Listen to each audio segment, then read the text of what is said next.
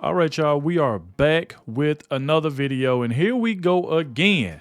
Now, MSNBC done got some bad news, and Joy Reid, this woman, oh my gosh, she gets on my nerves. This woman don't do nothing but tell lies. They try to play victim, and she's another woman that had something to say about the white women that voted for Donald Trump and that supported Donald Trump. She's another one that went after white women, and she's still gonna say some other stuff. Now, to me, I'm thinking MSNBC is going to be taken off air. You got to see this. Their ratings has massively tanked as audience abandons liberal media. After Donald Trump's landslide win, they've been in a frenzy. They've been mad. They've been trying to find out who to blame. And these people just don't listen. This is the reason why their ratings are down. And this show sounds like it's about to be canceled. Because guess what? And even Chris Wallace done left CNN. So it's a lot of people quitting their jobs, and I will be the happiest man on earth to hear that MSNBC has been taken off air, because that's the direction it's going in, because their ratings are far down and they still on MSNBC spreading their propaganda, telling lies on Donald Trump, saying this about JD Vance, just straight lies, and people are sick of it. So like I said, please hit that like button, subscribe to the channel. That way everybody can see this video, because I'm telling you, it is over from MSNBC. It's over for them. Joy Reid, she the main one that need to go. That woman is a liar. She just as worse as Sunny Hostin. Yeah, I mean, both of them are just terrible. All they do is tell lies. So like I said, y'all, please hit that like button so more people can see this video. Subscribe to the channel. Shout out to everybody who always watches the entire video, because it really helps get the video out there. I know it's be hard watching these people tell lies, but hey, it seems like this show is finna be taken off air, and I'm gonna be happy. So without further ado, let's go ahead and dive straight into it, y'all. Let's go. Hey, I just want to give some free advice to nobody wants your advice. White progressives, particularly white progressive women who may be thinking about marching against the Trump victory. What? Maybe putting back on the P-word hats and doing that thing. I would just say probably don't send any of those invites to any black women you know. Wow. I'm just going to tell you right now, they're not coming.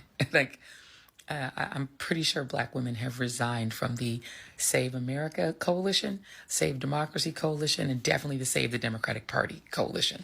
I think that's probably not happening. I would just keep those invites maybe among your own friends, because I don't think they're coming.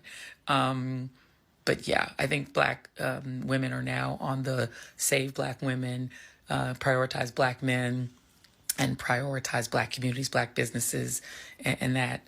And, you know, the black spaces, but Save America, Save the Democratic Party. Yeah, I don't think that's happening.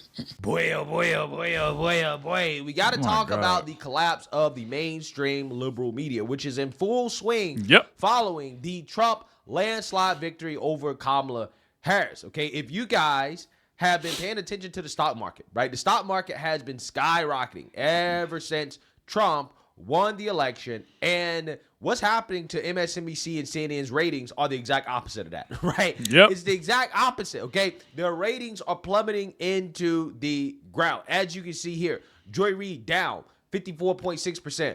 Ari Mebler down 49.6%. Chris Haynes down 47.2%.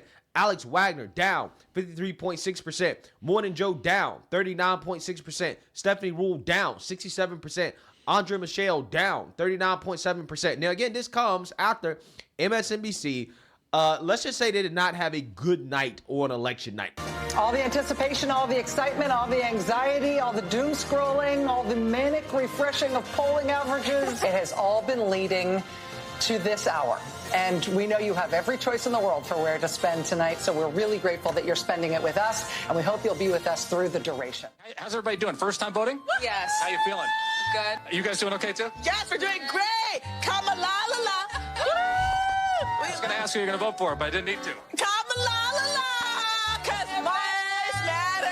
First time voting? As you know, this is where the Harris campaign wants to drive up the numbers to sort of counteract that T in the middle of Pennsylvania, to counteract the rural votes that the Trump campaign is expected to get. And so what you've seen in the last couple of weeks, if this is an audition for managing a complex organization like the United States, Kamala Harris has passed the audition flawlessly. This has been, in many ways, a perfect campaign. And what the campaign is talking about now is the granular get out the vote effort that you just don't see on the other side. On the other side, you're seeing Charlie Kirk going on Twitter this morning and begging people to vote. The last week has been a very good close for Kamala Harris, not a good close for Donald Trump. He hasn't been able to fill the rallies. He's addled. He has racist comedians opening up. Whatever. It's been a trashy week for Donald Trump. A few moments later. But it sounds like the Harris campaign is sort of keeping things tight in terms of whether or not they're going to string people along into thinking this is going to happen. What they went to that venue tonight hoping to see and witness was a historic election of Kamala Harris to the presidency. Was the end of the Trump era as they knew it. And so we don't know the outcome yet, but that is not what they are receiving, and they are being told to go home and wait till tomorrow. And nothing that was true yesterday about how flawlessly this campaign was run is not true now. I mean, this really was an historic, flawlessly run campaign. She had Queen Latifah never endorses anyone. She came out and endorsed. You know, I mean, she had every prominent celebrity voice. She had the Swifties. She had the Beehive. Like, you could not have run a better campaign. In Western Europe and in the UK and in the Middle East, people are waking up to this. Oh, and they are. I've gotten people from Western Europe who These people are so freaking delusional. She said she had the flawless run campaign. She had celebrities coming. You know why she had celebrities coming out? Because she was paying them. She paid Oprah $1 million. She paid Beyonce $10 million. She paid Megan Thee Stallion $5 million. She paid Eminem $1.8 million. That's the reason why celebrities endorsed her, because she paid them. They didn't just come out and say, I support Kamala. Every single celebrity that came out and endorsed Kamala Harris, it's because she paid them. They know it. Look how happy they was in the first. Oh, she's going to win. She's going to win. And then look what happened. They faces, they smiles is upside down. I be hating all this fake stuff. They be sitting on here talking about, oh, all these, just because celebrities endorsed her, that mean her campaign was flawless. You ain't see Donald Trump bringing up Usher. You ain't see Donald Trump calling Beyonce, Eminem. He ain't had to do all of that. He had 100,000 people at his rally in Coachella. She had 30,000 in Houston. Why? Because she promised that Beyonce was going to perform. That's why 30,000 people showed up in Houston. They didn't show up for Kamala Harris. That's why once Beyonce got off stage and she spoke for 3 minutes, everybody started booing and throwing stuff at her on stage. It's like, come on, these people cannot tell the truth. She paid every last one of these celebrities. Every last one of them that endorsed her, she paid them. Like, come on, she paid Lizzo $3 million. It's all over the news now. That's why she got everybody to do that. Like, come on now, be real. are extraordinarily alarmed and terrified. May I reiterate, there are 2 of the 7 swing states that have been called by NBC News right now, which is Georgia and North Carolina. None of the other 5 states have been called at this point. You can see this is the battleground states, Pennsylvania, Michigan, and Wisconsin, the so-called blue wall. None of those states called by NBC News. In the swing state of Pennsylvania, NBC News now projects that presidential contest has been won by Donald Trump. It presents an insurmountable future here for Kamala Harris and for the Democratic ticket. Let's watch as Trump takes the stage in Palm Beach, Florida. Look what happened. Is this crazy? Boy, it's going to be a real tough speech for her. Yeah, so it's not a good night for MSNBC, okay? Like I told you guys, in response to Kamala Harris losing, okay, and the viewers being gaslit for 4 years straight with nonstop far-left propaganda, they are now abandoning the network. Again, you have hosts like Joy Reid, who's a full-blown race hustler. Her ratings are down 54.6%, right? That's a lot. She's lost more than half of her audience. I mean, is anybody surprised? I mean, she basically told white progressive women, probably her main audience, her core audience, hey, us black women aren't going to really help you out anymore, okay? In fact, Joy Reid is doubling and tripling down. Yeah, she's doing the same thing what Sonny Hostin doing, putting down white women that voted for Donald Trump. It's the same thing that Sonny Hostin did over there on The View. They keep on trying, just because more white women voted for Donald Trump, now they want to go after him. It's like, come on. Let people live their life. They get to vote for whoever they want to vote for. It's like now Joy Reid talking about white women just because they voted for Trump. It's the same racist attacks. The identity politics on her network, on her channel, because she's upset that white women did not vote in line with Kamala Harris. Yep. Fake black woman. Take a look. As we try to unpack exactly what happened in last week's election and how Donald Trump won, there's one particularly disingenuous argument that has emerged.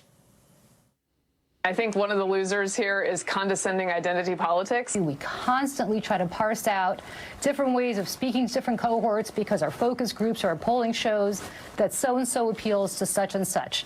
That's not how normal people think. The dominance of identity politics on the left, which made it push for all kinds of DEI policies that largely came out of the urban academic bubble, but alienated many mainstream voters.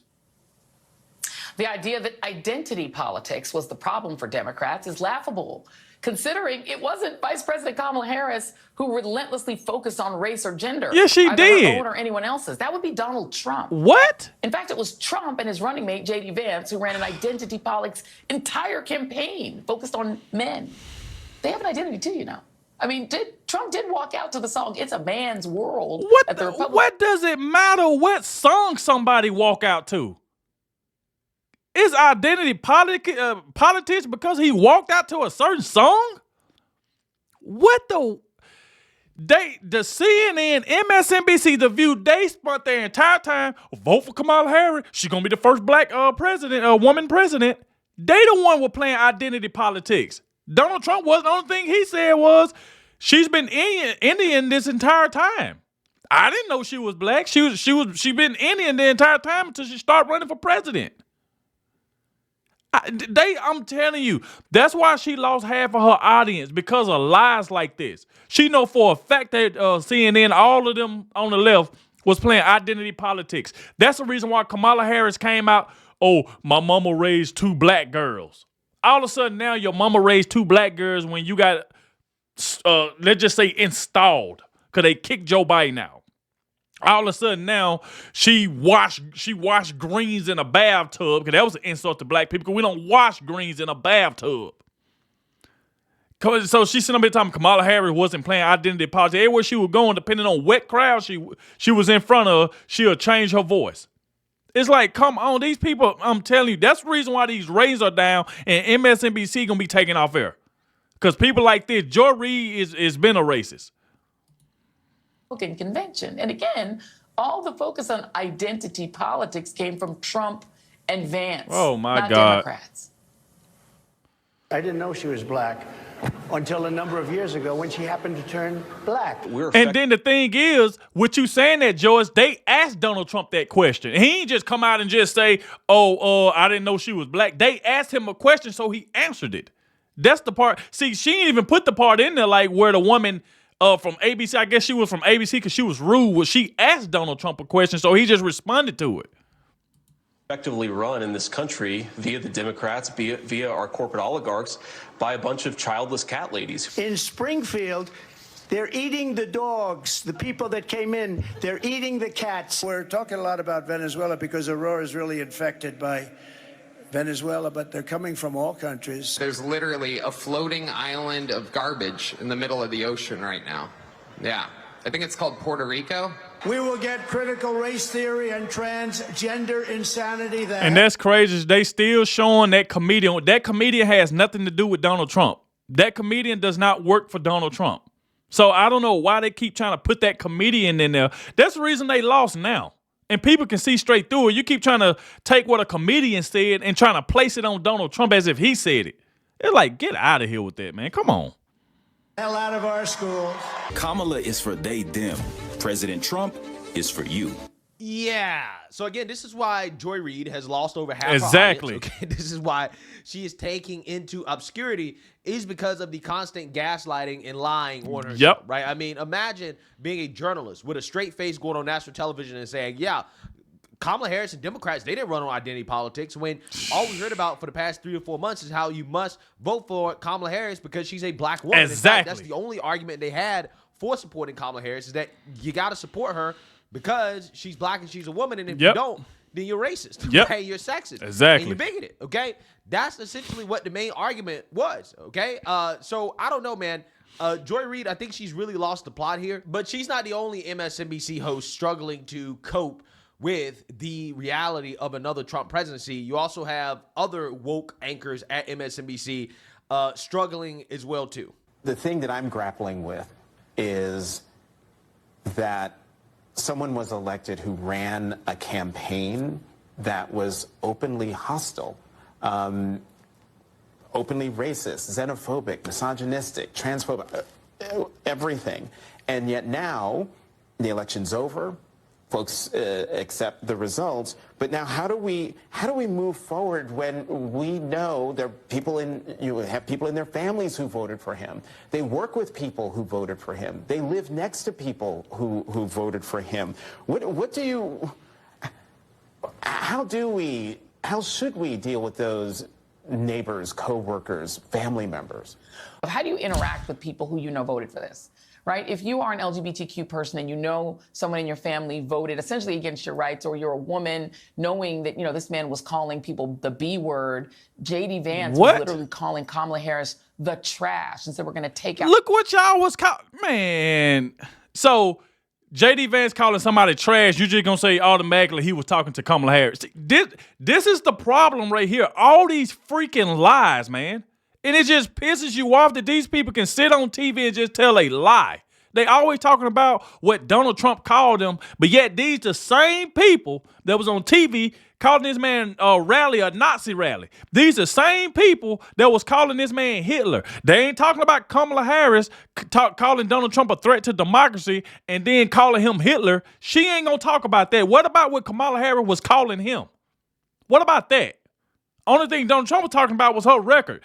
Kamala Harris and Tampon Tim Walz was the one calling this man a Nazi rally, Hitler, Mussolini, all these names. Oh my God, bro. Out the trash. I know a lot of black women were incredibly triggered by that. And if you then meet somebody and they voted for the people who called you trash, or if you're Puerto Rican, and someone voted that way, do you recommend, just from a psychological standpoint, being around them? We got the holidays coming. Being around them? What? So I love that you asked this question because, there is a push, I think just a societal norm that if somebody is your family, that they are entitled to your time. And I think the answer is absolutely not. So if you are going into a situation where you have family members, where you have close friends who have voted in ways that are against you, like what you said, against your livelihood. And it's completely fine to not be around those people and to tell them why, to say, I have a problem with the way that you voted. Because this the problem right here, man. That's why you can't talk to everybody. People want to turn on each other, family members, over who you voted for. Why I got to do what you do? I don't want to be like you. I want to think for myself. I don't want to think the way you think.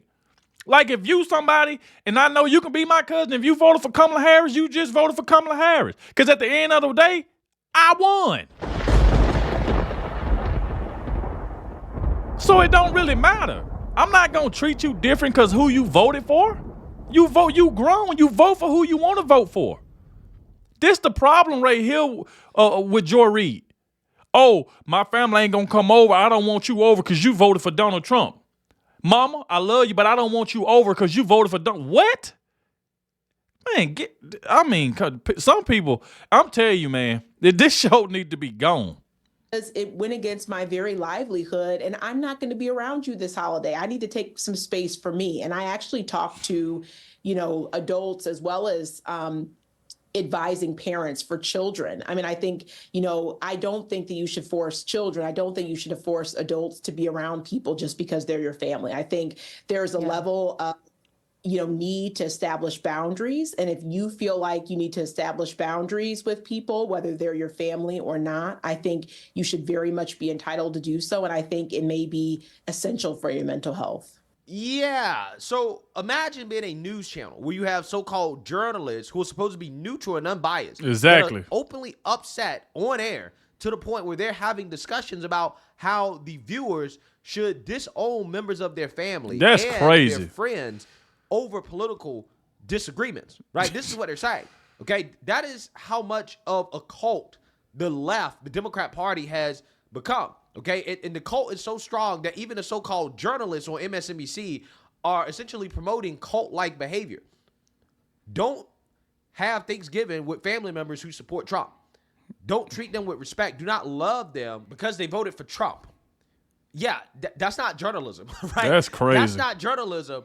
And again, I'm not sure how anybody can watch this channel and think that, hey, yeah, I'm getting straight news or that I'm getting unbiased, fact-based information. That's certainly not the case. And again, I think this is why you see a lot of the progressives in the alternative media losing their audience, as well as now the mainstream level media, because a lot of people felt gaslit and misled by the coverage of the election by these individuals, right? These same individuals who were saying that, hey, Kamala Harris ran a perfect campaign.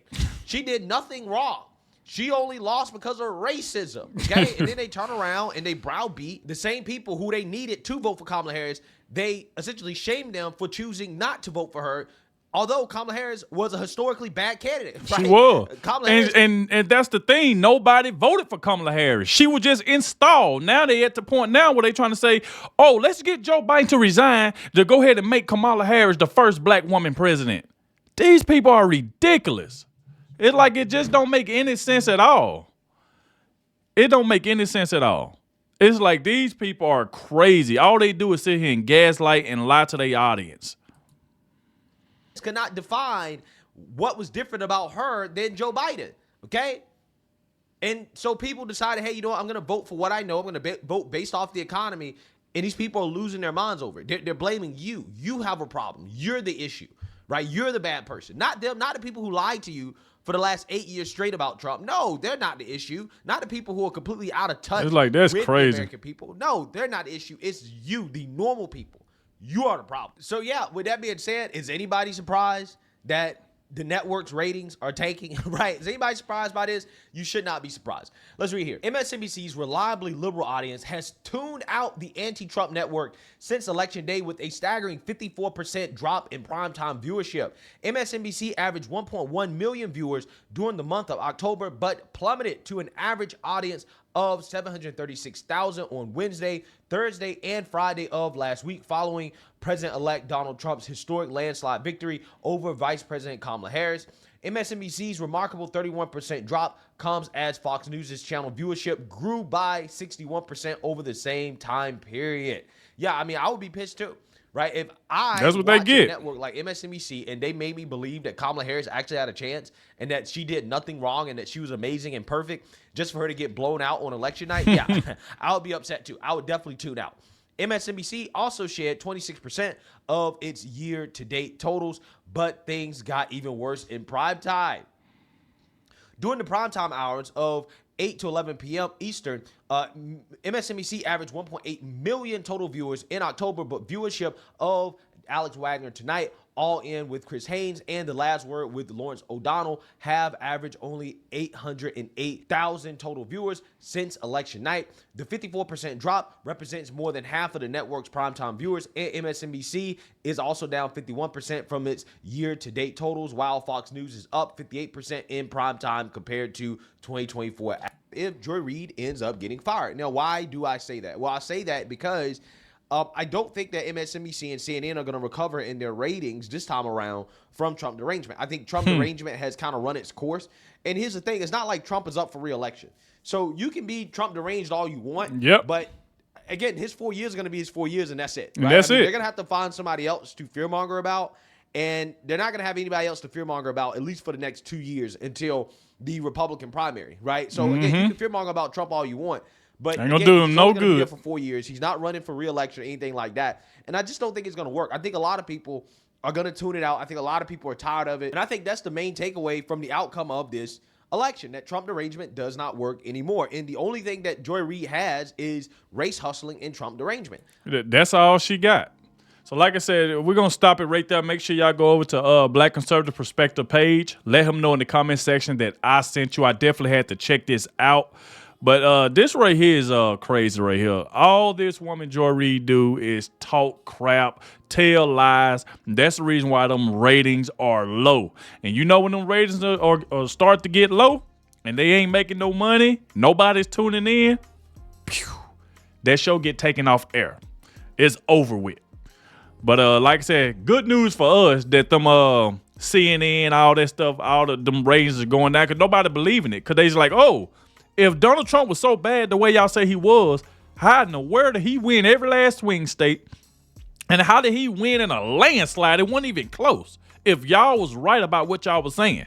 So people see it. So it's like, and then the thing is, Joy Reid them still over there saying the same thing they were saying before the election. Straight lies, straight propaganda, just straight lies. But like I said, y'all let me know in the comment section what y'all think about it. Thank you all for watching, and I'll catch y'all in the next one.